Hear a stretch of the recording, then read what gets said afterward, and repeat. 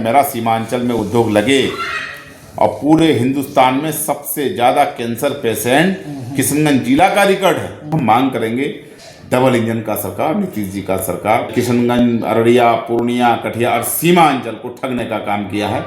आप भाई एक बड़ा हॉस्पिटल दे दीजिए। आप मेरा सीमांचल को इग्नोर करके चलेंगे, आप मेरा सीमांचल को ये कहा के छोड़ देंगे कि सीमांचल में मुसलमान बिरादरी का आबादी ज़्यादा है तो छोड़ो, वहाँ तो हमको वोट नहीं मिलता है। देखिए, वोट का राजनीतिक अलग है। हम सीमांचल को हक दिलाने के लिए रोड पर भी उतरने का जरूरत पड़े तो हम लोग उतरेंगे। MIM नीतीश जी के साथ हूँ, बशर्ते कि सीमांचल को नजरअंदाज ना करें। साल बनाम 20 साल में नहीं लगा। क्यों नहीं लगा, मैं नीतीश जी से पूछना चाहूँगा। लालू जी का तो चला गया है, 15 साल उसका भी चला गया है। तो मेरा कहने का मतलब है कि हमारा इलाके के लोग, सीमांचल के लोग पंजाब, दिल्ली, हरियाणा, मुंबई, महाराष्ट्र, हैदराबाद जाके खटने का काम करता है।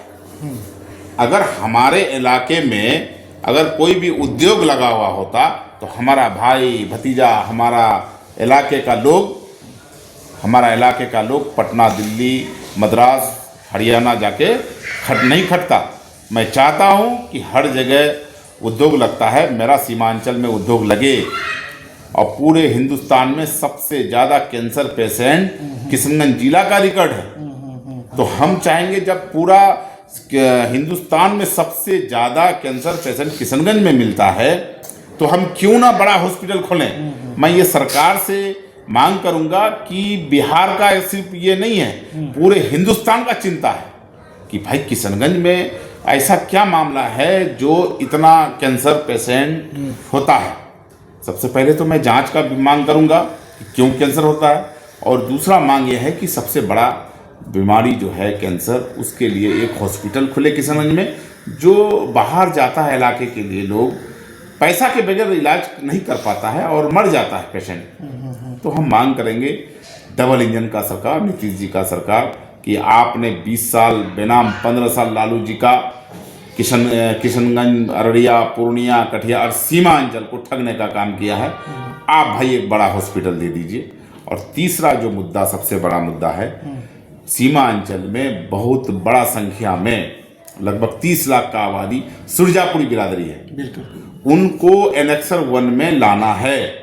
ये मैं डबल इंजन का सरकार से मांग करता हूं कि अभी तो आपको कोई दिक्कत है नहीं, यहाँ से करके भेजिए, सेंट्रल से मंगा लीजिए। यानी आप जो बोलेंगे वो सेंट्रल बोलेगा और जो सेंट्रल बोलेगा वो आप बोलेंगे। मतलब इसीलिए त्वरित गति से मोहम्मद तौसीफ साहब, आपके जो कामकाज की जो गति है वो लगातार देखने को मिलेगा। हाँ, सुरजापुरी बिरादरी को आरक्षण मिले। और हमारे इलाके में भ्रष्टाचारी बहुत ज़्यादा है।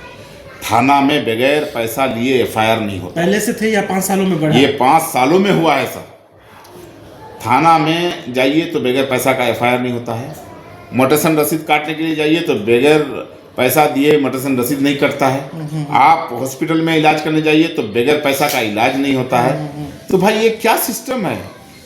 आप सिस्टम को चेंज कीजिए। नीतीश जी, आप बड़े नाम वाले हैं, मैं आपको दिल से इज्जत करता हूँ, मैं आपको मानता हूँ, बड़े भाई मानता हूँ। और आपने मेरा शादी में गया, मैं आपका शुक्रिया अदा करता हूँ। और आपका मेरे ऊपर एहसान भी है जो मेरे शादी में गया। लेकिन ये मतलब नहीं है कि आप मेरा सीमांचल को ठगने का काम करेंगे, आप मेरा सीमांचल को इग्नोर करके चलेंगे, आप मेरा सीमांचल को ये कहा के छोड़ देंगे कि सीमांचल में मुसलमान बिरादरी का आबादी ज़्यादा है तो छोड़ो, वहाँ तो हमको वोट नहीं मिलता है। देखिए, वोट का राजनीतिक अलग है। आप पूरे बिहार का क्या कहते हैं कि मुख्यमंत्री हैं, पूरे बिहार का, और पूरे भारत का नरेंद्र मोदी जी आप प्रधानमंत्री हैं। तो आप हमको AMU में पैसा दिलवा दीजिए। जो आज मनमोहन सरकार ने AMU का शाखा खोला था, आज तक पैसा नहीं देने का काम किया। भाई, अरे जो चीज़ दे दिया है सरकार उसको तो पैसा दीजिए। नया खोलने का तो दूर दूर तक दिखाई नहीं दे रहा है। बस इतना ही मांग है भाई। लेकिन हम अपना लड़ाई लड़ेंगे। हम सीमांचल को हक दिलाने के लिए रोड पर भी उतरने का जरूरत पड़े तो हम लोग उतरेंगे। विधायक जी बता रहे हैं कि 2 ही जगह होते हैं, सदन या सड़क, और दोनों जगहों से हम गुजर के आए हैं और होकर आए हैं और जनता के वास्ते हमेशा खड़े हैं। राज्यपाल का अभिभाषण भी हुआ, बेहतर रहा, चीज़ें अच्छी रही, कुछ चीज़ें क्या रह गया क्या? एकदम नहीं, राज्यपाल का भाषण तो लगा ही नहीं। हम लोग हल्ला की कही भाई राज्यपाल महोदय आप पढ़ा हुआ मान लीजिए, क्योंकि आपका एक भी आवाज़ हमारा कान तक नहीं सुनाई दिया, ना माइक बजता था, ना एक बात समझ में आया। और जो हम अध्ययन के जो किताब मिला राज्यपाल जी का भाषण का, उस किताब में सरकार का लिखा हुआ था, कुछ नहीं, जो लिखा हुआ था वही पढ़ दिए राज्यपाल महोदय। राज्यपाल महोदय ये नहीं देखा कि पक्ष विपक्ष का राय मशवरा लेके ये बजट बनाया है या ऐसे ही कानून बना दिया है, उसी में धड़ल्ले से राज्यपाल महोदय पढ़ दिया। इस तरह का हम लोग देखे नहीं थे, पहली बार हम देखे कि जो सरकार लिख के दिया वही पढ़ दिया। तो वाद विवाद का जो वक्त होता है, कॉन्स्टिट्यूशनल जो राइट होता है, और आप लोग जहाँ से आ रहे हैं 5 विधायक हैं आप लोग, तो वक्त तो मिलना चाहिए था। 2 मिनट का समय मिला, उसमें क्या बोलिएगा।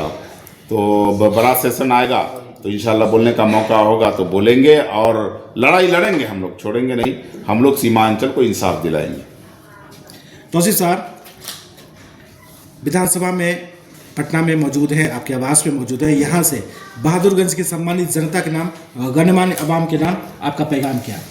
देखिए, जहाँ तक सवाल है बहादुरगंज विधानसभा का जनता का, देखिए भाई, मैं हमको 5वीं बार जिताया है।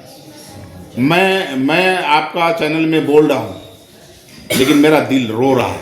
मैं कैसे उल्लू का शुक्रिया अदा करूँ।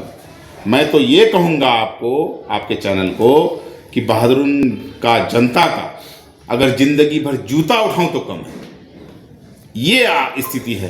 क्योंकि 5वीं बार विश्वास करना और जनता पागल के तरह वोट देना, 29,000 से लीडिंग, 90,000 वोट, ये कम नहीं होता है भाई। इसलिए अब मेरे लिए ये कांटे का ताज है। बस यही दुआ कीजिए कि मैं बहादुरगंज जनता का विश्वास पर खरा उतरूं। तो ये जो 5वां टर्म है उन 4 टर्म से सबसे अलग होगा? एकदम अलग होगा, और ये कांटे का ताज है, और मेरा किसी से अदावत नहीं है।